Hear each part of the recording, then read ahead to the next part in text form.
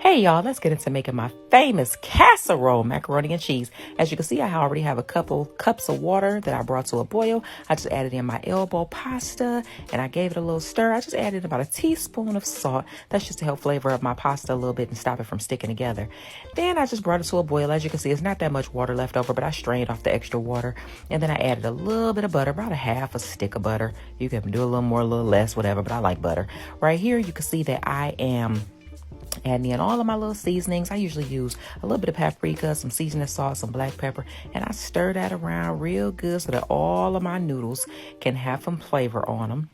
Right here, I am going to add in a little bit of milk, not the regular milk. This is actually evaporated milk in a can. I use about 3/4 of the can.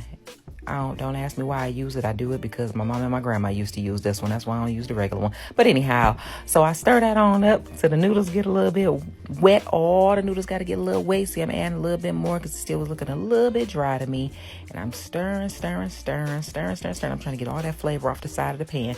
I also crack my eggs into a separate container because I don't want to get any crunchy macaroni. Nobody want no crunchy macaroni noodles, okay? That is just nasty. So right here, I am going to add in the rest of that little egg yolk, and I'm going to stir that on up. Ooh, child, don't mind that stove. But I stir that on up so all of those noodles can get coated with that egg yolk and stuff, because I told y'all before, this is not your regular macaroni and cheese. This is your casserole macaroni and cheese. So we need all them eggs in there. That's going to help hold it together. It's going to help everything stick together. As you can see right here, I'm kind of showing you how it look a little lumpy and white, kind of like cottage cheese a little bit. I cook mine so that the egg can get cooked up a little bit. I like it like that. Anyway, so then I add in a little bit of sour cream in there. That sour cream is going to help it to still be nice and creamy because it ain't nothing like some creamy macaroni and cheese. Every noodle nice and creamy. So then I add in my cheese. I add a little bit of Colby Jack. I add a little bit of mild cheese, but somebody threw away my bag of mild cheese accidentally. So this time around, I had to make it without the mild cheese, but it still turned out really good. So right here, I just stir it all up and I just make sure all of my noodles are covered. I take a little bit of nonstick spray and line my pan with it so that I don't have to worry about it sticking once everything is done. I can't stand my macaroni sticking to it when it's time to clean it.